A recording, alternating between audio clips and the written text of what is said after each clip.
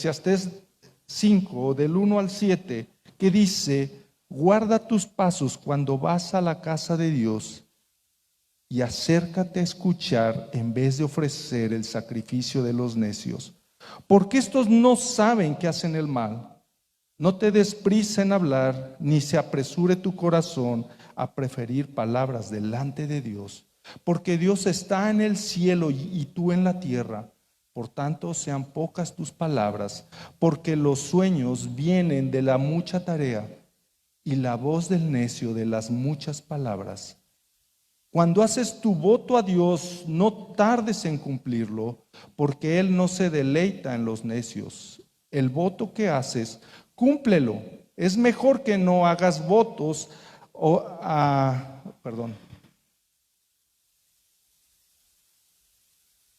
que hagas votos y no los cumplas. No permitas que tu boca te haga pecar y no digas delante del mensajero de Dios que fue un error. ¿Por qué ha de enojarse Dios a causa de tu voz y destruir la obra de tus manos? Porque en los muchos sueños y en las muchas palabras hay vanidades. Tú, sin embargo, teme a Dios. Oremos. Señor, bendice esta mañana tu palabra. Y Señor, llévanos a tu presencia y permite, Señor, que nos podamos asombrar de ti y reaccionar ante eso, viviendo una vida que te glorifique a ti en todo. Amén. Amén.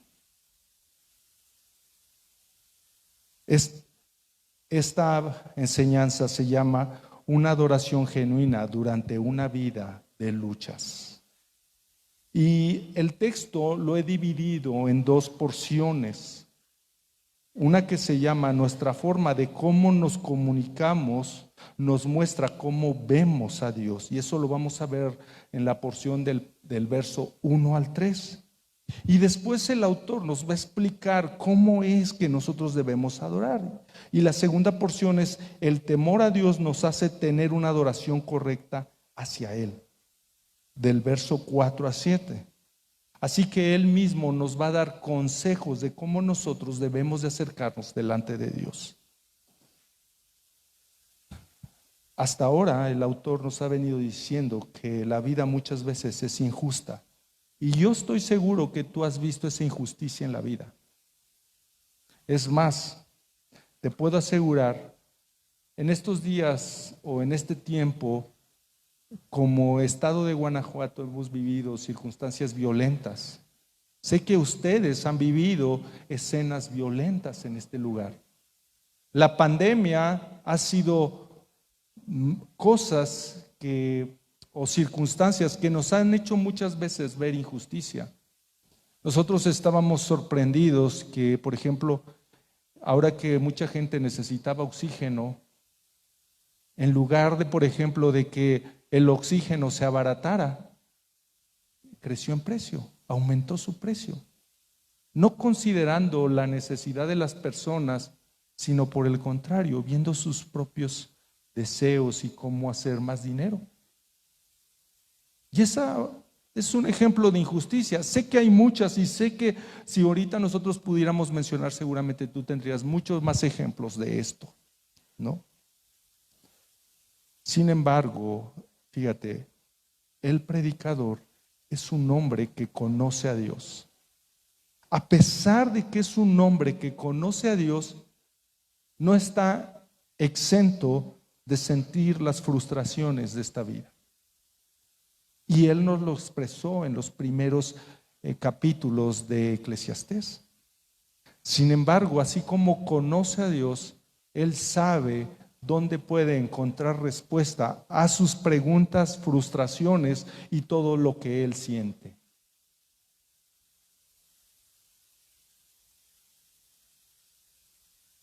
Así que el conocer a Dios no nos elimina automáticamente el lado frustrante o desconcertante de la vida. A veces, de hecho, conocer al Señor puede hacer que parezca la vida más desconcertante.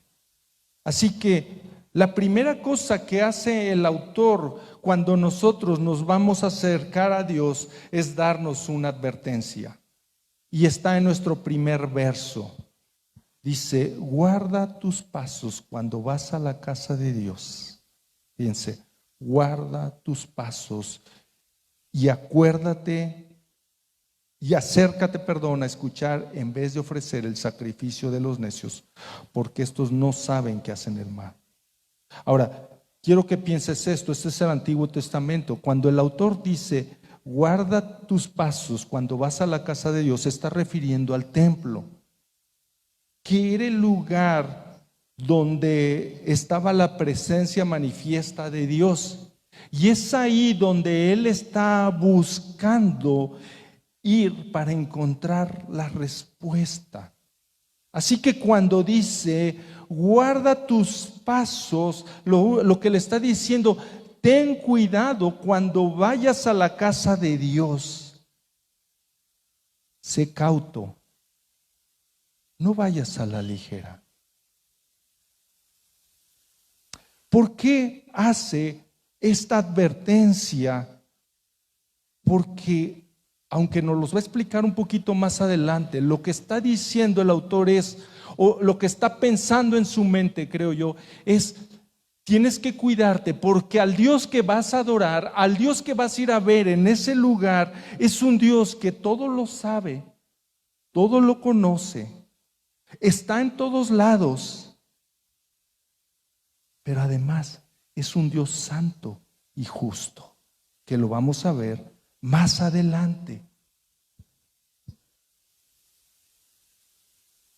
Y luego nos dice, acércate a escuchar en vez de ofrecer. Y ahorita vamos a ver cuál es esa actitud de acercarnos a escuchar en lugar de ofrecer. No seamos como el sacrificio de los necios. Y fíjate, ahí en ese texto está hablando de un sacrificio, no está hablando de sacrificios. Aunque en el templo se hacían muchos sacrificios, aquí está hablando solamente de un sacrificio. ¿Cuál sería ese sacrificio el cual dice que es de los necios y además esos necios no se dan cuenta que lo están haciendo? Déjame ayudar a entenderlo por medio de un ejemplo en la misma Biblia. Acompáñame a Lucas capítulo 18, vamos a ver solamente una porción, pero esta es la parábola de un hombre que es justo y un hombre que es injusto. Dijo también Jesús esta parábola a unos que confiaban en sí mismos y despreciaban a los demás. Lucas 18 del 9 al 14 dice, 2 hombres subieron al templo a orar, y uno era fariseo y el otro recaudador de impuestos. El fariseo, pues, en pie oraba para sí de esta manera. Fíjate, una cosa bien importante, dice, oraba para sí de esta manera. Dios, te doy gracias porque no soy como los demás hombres, estafadores, injustos, adúlteros, ni aun como este recaudador de impuestos. ¿Qué estaba haciendo este hombre? Decía, mira, qué bueno soy, Señor, qué bueno, mira, fíjate, pero no soy como ese hombre.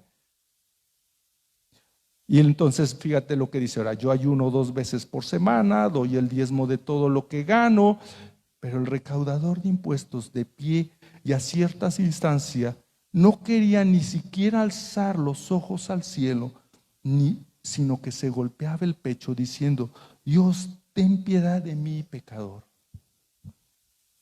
Les digo que este descendió a su casa justificado, pero aquel no, porque todo que él se engrandece será humillado, pero el que se humilla será engrandecido. Uno que se sentía justo, uno que creía que conocía a Dios. Y el otro era un hombre que estaba tan entendido de quién era Dios, que él dice que estaba alejado a la distancia y solamente estaba diciendo, Señor, ten misericordia de mí. ¿Sabes por qué podría pasar eso? Porque uno tenía el entendimiento de quién era Dios y el otro no lo tenía, o al menos estaba envanecido por su propio orgullo. Cuando dice el predicador, ten cuidado de cómo te acercas a la presencia de Dios, al lugar donde vas a buscar a Dios. No sea que vayas y ofrezcas el sacrificio de los necios que no saben que hacen mal.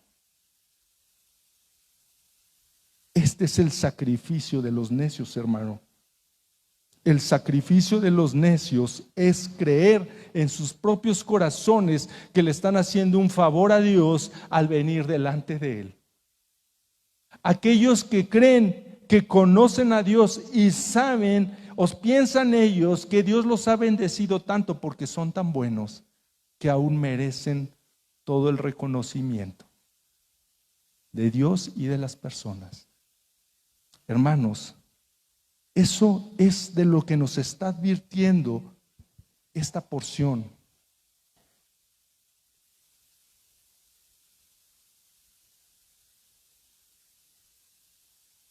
Eso es una falta de entendimiento de su propio corazón, pero también una falta de entendimiento de quién es Dios. Y cuando dice, porque estos no saben lo que hacen, es el propio engaño de ese orgullo que no nos hace ver ni a Dios ni a nosotros mismos. Por ende, podemos decir que Dios nos está llamando a ser transparentes con Dios. Yo no sé tú, pero a mí me ha pasado que yo he llegado a la iglesia creyéndome mejor que los demás. Y más cuando estás en una posición donde sirves y toda la gente te ve, a veces yo llego a creer que soy mejor que los demás. La única manera como yo voy a quitar ese pensamiento de mi corazón es reflexionando quién es el Señor. Y es algo que vamos a ver un poquito más adelante. Así que nuestros corazones son complejos y a la vez débiles. Y mira, cuando nosotros creemos que hemos alcanzado humildad y le decimos a la gente, es que yo ya soy humilde, en ese momento dejamos de ser humildes. Cuando decimos, es que yo no soy orgulloso, y le andas diciendo a la gente, no, yo no soy orgulloso, en ese momento dejaste de ser humilde y te volviste un orgulloso, porque en el mismo hecho de pregonar que no lo eres, ya lo eres.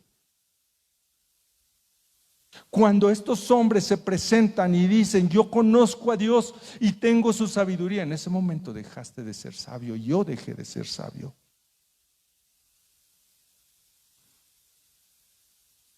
Así que, ahora sí, el autor nos da un consejo de cómo debemos comportarnos. Primero nos dijo, ten cuidado, no vayas de esta manera, pero ahora nos dice cómo sí debemos de hacerlo.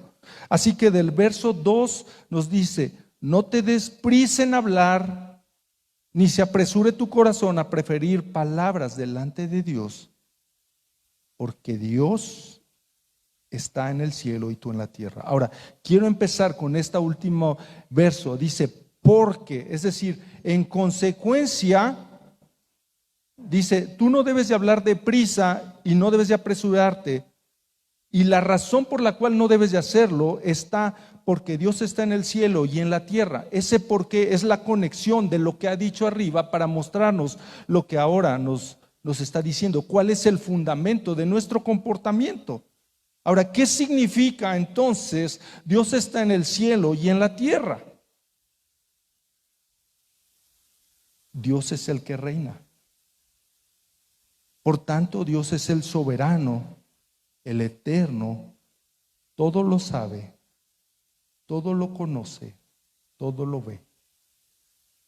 Sabe esta mañana cómo tú y yo nos presentamos. Sé que a veces Hace un momento hablamos del contexto de este libro, como las preocupaciones. Y no sé tú, pero a veces yo llego con muchas preocupaciones a la iglesia. Del trabajo, de la casa, situaciones en mi familia, en mi matrimonio que a veces no he terminado de resolver totalmente. Y yo llego a la iglesia. Yo llego al lugar donde está el Señor. Ahora, nada más para ponerte, cuando el texto nos lleva a la casa de Dios, está refiriéndose a la presencia de Dios. Actualmente, el templo no es el lugar donde nosotros vamos, al menos no como cristianos en nuestro contexto. Pero dice que nuestro corazón, nuestro espíritu es el templo del Espíritu Santo. Es ahí donde nosotros venimos.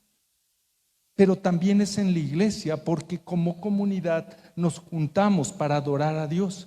Este texto está en un contexto de adoración, y nuestra adoración es aquí, pero también es en nuestro corazón, en la intimidad. ¿Y sabes qué? Cuando estamos aquí, estamos tanto en comunidad como personalmente adorando al Señor. Y entonces, lo primero que nosotros debemos entender, que nuestra adoración debe de ser con un entendimiento que Dios está en el cielo y en la tierra, que Dios está viendo todo lo que está pasando en nuestro corazón. No sé si te ha pasado, a veces estás orando, Señor, ayuda, hoy apagué los frijoles y ya te desconectaste.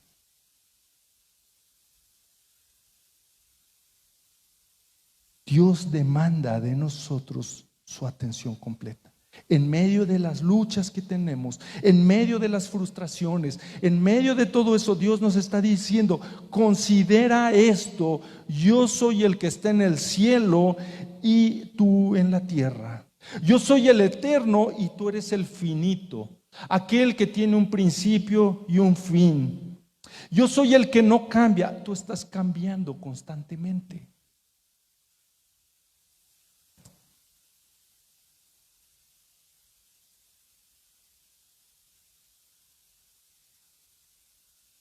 Y entonces dice: sean pocas tus palabras. No se está refiriendo necesariamente a un silencio, sino más bien lo que nos está llamando a que sean pocas tus palabras necias. No está diciendo que seamos, yo sé que a veces cuando leemos estos pasajes lo primero que pensamos es: no, entonces debo de estar en silencio. Entonces, ¿por qué alabamos y adoramos? No, lo que está diciendo el pasaje es que sean pocas tus palabras, pero y podrían ser muchas en la reflexión de quién es Dios. Recuerda, yo soy ese Dios grande al cual tú vienes a adorar. Y entonces se expresa las palabras en consecuencia de ese entendimiento. Fíjate, dice: por tanto, sean pocas tus palabras. Estoy leyendo la última parte del verso 2, que dice: por tanto, sean pocas tus palabras. Y ahora el verso 3: porque los sueños vienen de la mucha tarea y la voz del necio de las muchas palabras. El autor ha venido haciendo su reflexión en el interior y ha visto la injusticia de la vida. Y él va a la presencia de Dios. Así que en medio de nuestras circunstancias, de nuestras debilidades y muchas de nuestras preguntas o circunstancias incomprendibles o incomprensibles, lo primero que hacemos es meditarlas y buscar respuesta o soluciones ante todas ellas. Así que muchas veces llegamos delante de Dios no pidiendo la respuesta, sino pidiendo acciones de Dios hacia nuestras vidas. Cuando muchas veces tú y yo no hemos reflexionado, fíjate, la palabra y el consejo de Dios. No está mal, lo que nos está diciendo es: mira, en medio de todas esas preocupaciones, es natural que nuestro corazón busque respuestas.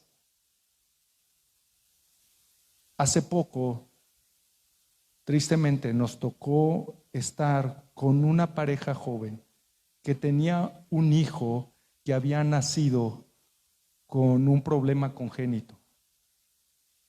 Y nosotros entendemos que cuando un pequeño viene a la familia así, los padres se concentran y se esfuerzan en la salud de ese pequeño. Bueno, este fue el caso. Él murió hace unas semanas atrás. Fue ahora en diciembre, si no mal recuerdo. De pronto me llega un mensaje que dice: mi hijo acaba de morir. El único hijo que tenían y acaba de morir. Lógicamente, como iglesia vamos y la pregunta salta: ¿por qué? ¿Por qué a mí? Les soy francos, ninguno de nosotros tenía la respuesta. No había respuesta ante esas cosas. Pero muchas veces, en medio de nuestras circunstancias, estas preguntas saltan a nuestra vida. ¿Por qué? Y te voy a decir, tal vez muchas de esas preguntas no tengan una respuesta inmediata. Me recuerda mucho a Job, que Job, en medio de sus calamidades, él decía: pero si yo me porto bien, Señor, ¿por qué me pasan estas cosas? Y sus amigos le respondían: por cuanto tú te portas mal, te pasan estas cosas. Y estaban ahí en esa discusión. Pero cuando tú lees todo el libro, tú te das cuenta que Dios mismo trajo esas calamidades, y Dios mismo había dicho que Job no había otro como él en ese tiempo. Ah, caray. Y ¿sabes qué? Lo más curioso es que cuando tú terminas de leer el libro de Job, tú no encuentras una respuesta de parte de Dios que responda a Job, que le diga: ¿por qué viviste esto? Hay algunas de esas respuestas, o mejor dicho, algunas de esas preguntas que no van a ser respondidas. Sin embargo, cuando estamos en eso, nuestra inclinación natural es decirle: Señor, necesito que hagas esto, que resuelvas aquello, que cambies esto. Y entonces estamos cayendo muchas veces, como nos advirtió en los pasajes anteriores, estamos cayendo en un sacrificio de necios. No es que no podamos pedir por las circunstancias. De hecho, por ejemplo, ahora que vino la pandemia y que muchos hermanos en la iglesia se enfermaron, nosotros pedíamos por sanidad. Y es bueno que cuando tú ves a un hermano o alguna persona enferma, tú le digas: Señor, por favor, te pedimos, sánala. Pero primariamente esa no es nuestra oración.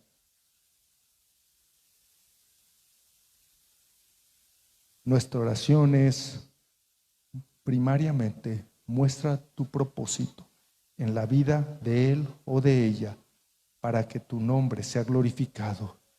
Y en medio de eso, por favor, si tú quieres, sana.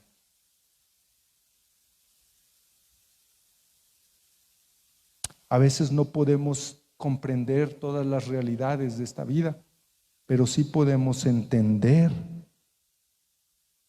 que Dios es sabio, mucho más sabio que tú y yo. Y que cuando nos acerquemos confiando en esa sabiduría. Que habrá cosas que yo no puedo entender, habrá cosas que yo no podré saber, pero Él las sabe, y confío que con que Él las sepa es suficiente. Así que hemos dicho: ¿qué debo hacer para estar delante del Señor? Pero ¿qué necesito? ¿Qué necesito para tener esa actitud? La respuesta es el temor a Dios. El temor a Dios nos hace tener una adoración correcta delante de Él. Y este es mi segundo punto. Y el autor va a hablar aquí de votos. Si tú lees la siguiente porción, que vendría siendo del 4 al 7, tú vas a encontrar un énfasis en los votos. Así que quisiera dedicar un momento a explicar qué son los votos. De hecho, en Deuteronomio capítulo 23, 21 al 23, no lo busques, pero allí está, anótalo. El Señor hace una aclaración acerca de los votos. Cuando hagas un voto al Señor tu Dios, no tardarás en pagarlo, porque el Señor tu Dios ciertamente te lo reclamará, y sería pecado en ti si no lo cumples. Sin embargo, si te abstienes de hacer un voto, no sería pecado en ti. Lo que salga de tus labios, cuidarás de cumplirlo, tal como voluntariamente has hecho voto al Señor tu Dios, lo cual has prometido con tu boca. En el Antiguo Testamento, el voto era un compromiso ante el Señor, un juramento o un compromiso. Y estos podían ser de diferentes razones, todas ellas con una muestra de adoración y un reconocimiento a Dios. Invariablemente eso tenía que estar en el corazón de las personas que hacían ese voto. Fuese por ejemplo, un caso es que, por ejemplo, Ana, la mamá de Samuel, el profeta, dice que hizo votos al Señor y le pidió un hijo, y cuando el hijo vino, dice que lo entregó al Señor. Entonces nosotros podemos ver a lo largo de la Biblia que hay momentos en los cuales las personas de su pueblo hacen votos, pero el voto en sí no es como un comercio, hermanos. Déjame decirte que tú y yo muchas veces nos acercamos de esa manera cuando hacemos votos. Ay, Señor, si me das este trabajo, te prometo darte la primicia. Ay, Señor, si cambias a mi viejo, ahora sí, este año sí me voy todos los domingos a la iglesia. Y entonces creemos que podemos llegar al Señor mercadeando con estas cosas. Recuerda, ha dicho, no sea tu sacrificio como los necios. Ahora nos está llevando a que cuando tú te presentes delante del Señor en medio de todas estas cosas que ahora el predicador ha reflexionado sobre la vida, y de hecho va a seguir hablando sobre por ejemplo, el fruto del trabajo, y que a veces es frustrante. Él dice, mira, cuando tú vengas al Señor y vayas a hacer un voto, es decir, vayas a entrar en un proceso donde tú quieres buscar la adoración en medio de esas circunstancias, sé cuidadoso cómo lo haces. Así que vamos a leer del 4 al 6, la primera porción dice: cuando haces un voto a Dios, no tardes en cumplirlo, porque Él no se deleita en los necios. Mira, recuerda, necios aquí, y habló sobre el sacrificio de los necios. El voto que haces, cúmplelo. Es mejor que no hagas votos o que hagas votos y no los cumplas. No permitas que tu boca te haga pecar y no digas delante del mensajero de Dios que fue un error. Cosa bien importante, aquí el predicador no está diciendo, no está desanimando a la gente a que haga votos, sino más bien que los hagas consciente de a quién le estás haciendo los votos. Y te voy a decir, lo dije hace un momento, cuando estamos en las dificultades y en las encrucijadas de la vida, tú y yo tendemos a ver a un Dios como un Santa Claus cósmico.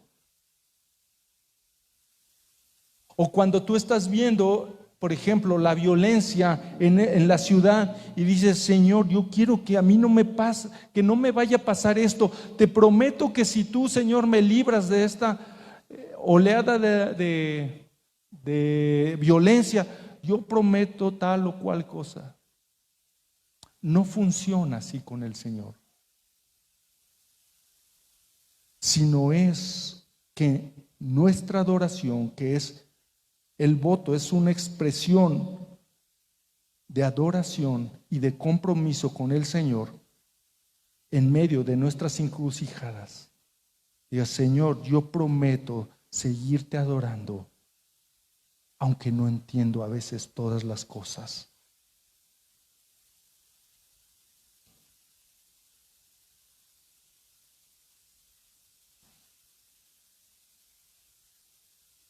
Ahora te voy a ser muy franco. Cuando tú y yo nos llegamos al Señor, muchas veces, aún nuestros momentos de adoración y cuando hacemos a veces también compromisos con el Señor, muchas veces aún nuestras peticiones están impregnadas de egoísmo y soberbia. Pero la razón por la cual muchas veces eso es así es porque o nosotros nos falta una claridad o una visión más amplia de quién es Dios y quiénes somos nosotros.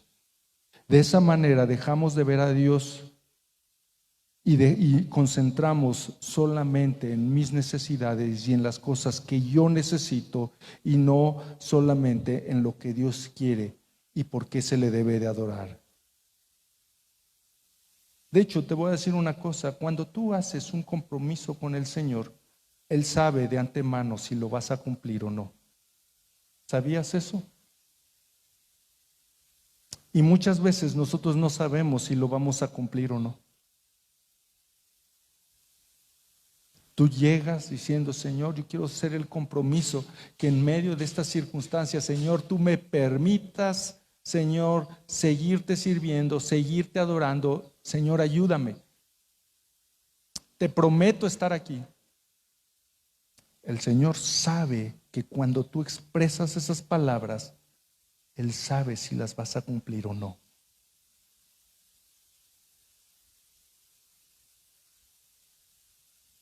Y el predicador ahora nos va a recordar algo bien tremendo. Nos va a recordar la justicia de Dios. Y esto es lo que nos va a dar perspectiva para la última parte. Fíjate la segunda parte del verso, ¿cuál estaba? Del verso 6. ¿Por qué ha de enojarse Dios a causa de tu voz y destruir la obra de tus manos? Ahora quiero que pienses, es poesía. ¿Cómo interpretar esto? Creo que lo que está diciendo el autor dice: ¿acaso Dios se enoja con el hombre porque sí? Es decir, ¿acaso Dios va a destruir la obra de sus manos, y está refiriéndose al hombre, nada más porque quiere destruirlo? No. Dios es un Dios justo, y cuando Dios decide castigar a alguien es en consecuencia de lo que esa persona hizo. Mira, quiero ponerte un ejemplo del Nuevo Testamento. Este es el ejemplo de Ananías y Zafira. Hechos capítulo 5, verso del 1 al 11. No voy a leer todo, pero te platico. Ananías y Zafira tenían una propiedad y la prometieron como ofrenda. Y entonces lo prometieron, llegado el momento, dice que recibieron el dinero. ¿Y sabes qué hicieron ellos? Vamos a suponer, tenían una propiedad de 100 unidades monetarias. Y ellos dijeron: no, pues les damos 80 y nos quedamos con 20. Por poner un ejemplo, nada más para ilustrar este acontecimiento en el libro de los Hechos. Y fíjate lo que le dijo Pedro primeramente a Ananías: ¿por qué ha llenado Satanás tu corazón para mentir al Espíritu Santo y quedarte con parte del precio del terreno? Mientras estaba sin venderse, ¿no te pertenecía? Y después de la vendida, ¿no estaba bajo tu poder? ¿Por qué concebiste este asunto en tu corazón? No has mentido a los hombres, sino a Dios. Wow. Mira, Pedro está apuntando, Dios ya sabía cuánto valía ese terreno. y tú creíste que podías engañar al Señor. ¿Sabes qué aconteció después de eso? Ananías murió. Ananías cayó muerto. Cuando este pasaje nos dice, ¿por qué ha de enojarse Dios a causa de tu voz y destruir la obra de tus manos? Lo que está diciendo el autor es, acuérdate que Dios es un Dios justo y no toma por inocente al culpable. Así que cuando tú vengas y digas, Señor, yo voy a cumplir, y no cumples, Dios no toma por inocente al culpable.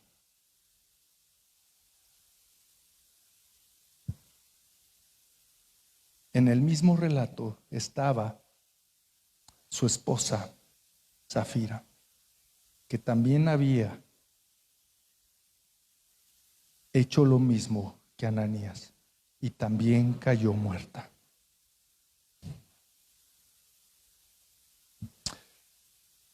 Leemos esto y decimos, entonces, y fíjate lo que sucedió entonces después de ese acontecimiento, ahí mismo en Hechos capítulo 5, ahora el verso 11, y ahí sí quiero que vayas, fíjate, porque esto es importante y es el fundamento, cómo vamos a cerrar esta enseñanza. Hechos capítulo 5, verso 11, y vino un gran temor sobre toda la iglesia y sobre todos los que supieron estas cosas. Vino un gran temor.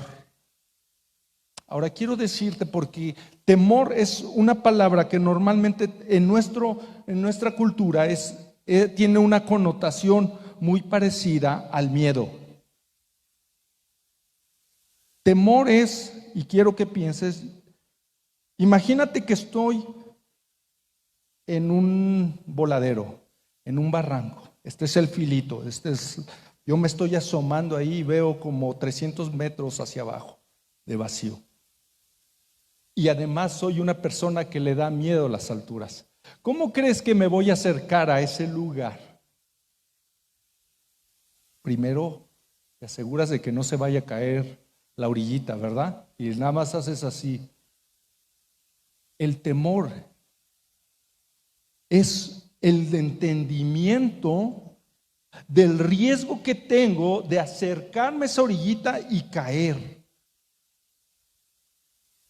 El miedo, hermano, es algo que me paraliza, es algo emocional, que cuando lo veo hasta náuseas me da, y entonces no tengo manera de reaccionar ante ese peligro.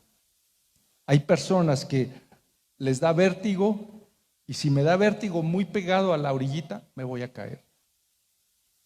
Lo que está diciendo este pasaje es, y la iglesia temió al Señor, temió al ver la clase de Dios que era, un Dios santo, justo y verdadero.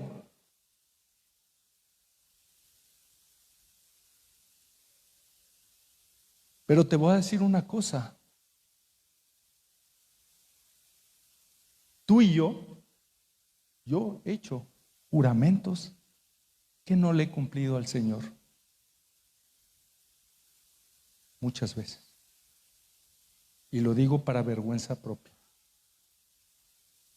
Muchas veces no lo has dicho con voz, pero lo has pensado o lo hemos pensado en nuestra mente y estamos en medio de nuestras encrucijadas, en medio de nuestras preocupaciones y no hemos dicho a veces, Señor, si tú me sacas de esta, yo te prometo. No lo hemos hecho.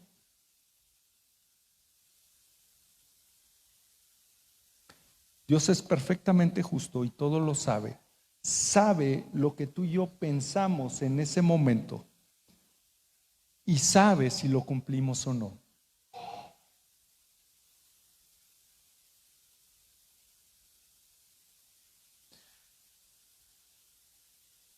El último verso dice, porque en los muchos sueños y en las muchas palabras hay vanidades. Tú, sin embargo, teme a Dios. Recuerda, el ver y vivir las injusticias de la vida nos hace cuestionar la vida y la sabiduría de Dios. Y entonces, como un necio, a veces nos presentamos ante Dios para decirle cómo debe de reinar y dirigir este mundo, o bien asumiendo cómo Él debe de responder a nuestras vidas. Pero eso no es escuchar a Dios. Eso es hablarle a Dios y exigirle a este Dios santo y perfecto. Así que el temer a Dios me va a permitir no necesariamente comprender todo lo que acontece en mi vida y alrededor, pero sí a caminar confiando en las consecuencias, en la consecuencia y adorando a Dios de este universo. Es decir, que en la medida que yo soy consciente de quién es este Dios, entonces yo puedo obtener ese temor y entonces puedo vivir adorando de una manera genuina a este hermoso y glorioso Dios. Pero el temor tiene dos elementos, dos connotaciones. Una es conocer el peligro y conocer mi limitante. El temor a Dios empieza por saber quién es Dios. El saber que este Dios todo lo sabe, todo lo conoce, es todopoderoso, es justo y es verdadero. Y Él sabe todo lo que está aconteciendo. Pero la otra parte es conocer mi limitante. Es saber que soy un hombre pecador, un hombre que merece el castigo de Dios, un hombre que no soy digno ni siquiera de ser mirado por Dios. Quiero ponerte dos ejemplos muy rápidos. Cuando el pueblo de Israel iba saliendo de Egipto en el Éxodo, dice que cuando el Señor se les presentó en el monte Sinaí, y cuando la presencia del Señor vino, dice que en el monte, dicen que parecía que el monte se iba a derretir a causa de esta presencia, de los truenos y los tormentos y de todo lo que ahí se podía ver, el fuego, y dicen que el pueblo temió de morir. Temió de morir y por eso le dijeron: Moisés, ve tú y habla con este Dios, porque si nosotros vamos a morir. Otro ejemplo, Isaías dice que estaba en una especie de sueño, no sueño, trance, pero se le aparece, más bien él sube a la presencia del Señor y dice que estando en la presencia del Señor, él siente que se va a morir. Y él se describe como un hombre de labios inmundos. No sé tú, pero yo no he tenido hasta el día de hoy una experiencia como esa. Yo no he vivido yo no estuve ese día como en el pueblo de Israel. No estuve con el profeta en la presencia del Señor. Pero yo sí puedo, por medio de la fe, tener ese temor que tuvieron esas personas. Cuando yo leo estos pasajes y te pregunto a ti, cuando tú lees tu Biblia y estos pasajes que hablan cómo este Dios santo y perfecto se muestra a su pueblo y su pueblo reacciona teniendo temor de este Dios, yo te pregunto, cuando tú lees esas cosas, ¿te da temor? ¿O las lees como una historieta? Dices: mira qué padre, y el pueblo al final, de todos modos, Dios lo salvó. ¿O realmente cuando tú los lees, ves eso en ti y dices: ay, Señor? Y yo hace ratito le vi a la vecina con ojos de que o te la llevas o te la mando, Señor. ¿Temes cuando ves al Señor en tu palabra, en la Biblia?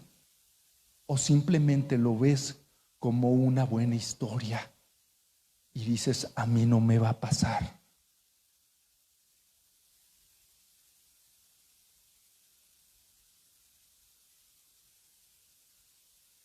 Ese temor es el que nos lleva a temer, pero ¿sabes qué? También a respetar.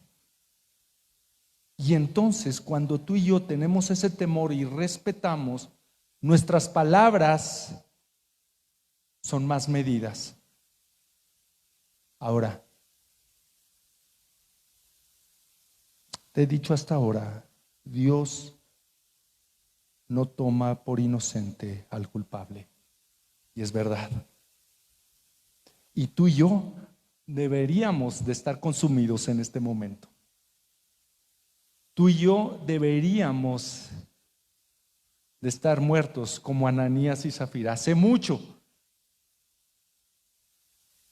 Pero para ti y para mí hay una misericordia mayor. Porque mereciendo morir, hubo uno que murió en tu lugar y en mi lugar. Esa persona es Jesucristo. ¿Cómo cultivamos el temor a Dios?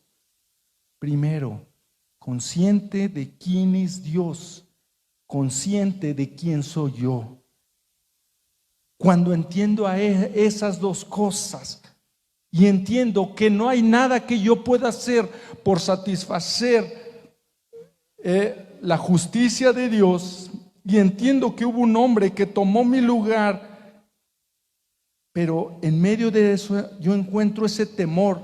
Entonces yo veo el sacrificio de Jesucristo como una realidad en mi vida, y entonces por medio de la fe puedo decir, yo estoy vivo, yo no he sido consumido por el Señor gracias a Jesucristo. Pero eso no te quita que tú sigas siendo consciente de este Dios justo y santo. Y eso no quita que tú sigas temiendo, pero ahora estás sazonado por un agradecimiento mayor, porque ahora, aunque sabes que ese Dios podría consumirme en cualquier momento, no soy consumido gracias a la obra de Jesucristo. Ese es el temor que Dios nos llama a tener, y ese es el temor que nosotros debemos de tener cuando estamos presentándonos delante de Él para adorarlo, sea de manera personal o sea de manera comunitaria como iglesia.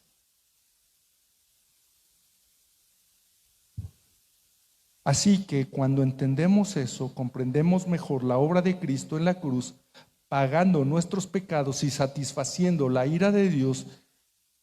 Y ahora, aunque nosotros seguimos luchando con nuestro propio egoísmo, y aunque muchas veces no podemos acercarnos genuinamente en nuestras fuerzas a adorar a Dios por medio de Jesucristo, nuestra adoración es completa,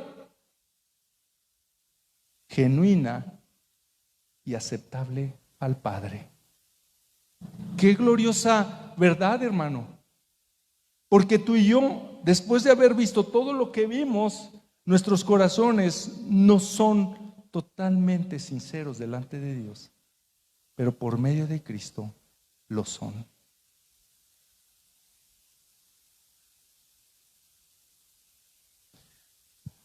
Estoy concluyendo y te digo, hermano, definitivamente la vida es complicada. Tiene muchos retos, muchas angustias. Y aunque muchas veces recurrimos a Dios con intenciones impregnadas de egoísmo, en Cristo podemos encontrar el gozo para que podamos adorar a Dios genuinamente y tener una comunión con el Padre. Solo debo de confiar en Él. Si tú has venido por primera vez, o tú eres una persona que está en la iglesia y que aún no estás seguro si eres un cristiano o no, porque de pronto no siento que me esté comportando. Tal vez tú dudas de esto. Yo te podría decir una cosa. Ver la vida, vas a encontrar injusticias y cosas difíciles y no vas a encontrar respuesta. Vas a tratar en tu mente resolverlas y decir por qué. O muchas veces vas a ir a la religión, cualquiera que ésta sea, buscando respuestas. Solamente te puedo decir una cosa. Cristo es la respuesta a todas esas preguntas y cuestionamientos que tú puedas tener.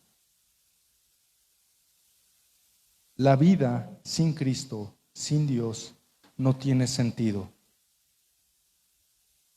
Las personas que no tienen a Cristo ven la vida y solamente van a ver vanidad de vanidades. Pero en Cristo la vida tiene un sentido. Nuestro sufrimiento tiene un sentido. Nuestros momentos como estos tienen un sentido. Y aún los momentos complicados, momentos cuando sentimos que nuestro corazón se siente que no entiende nada, tienen un sentido en Cristo.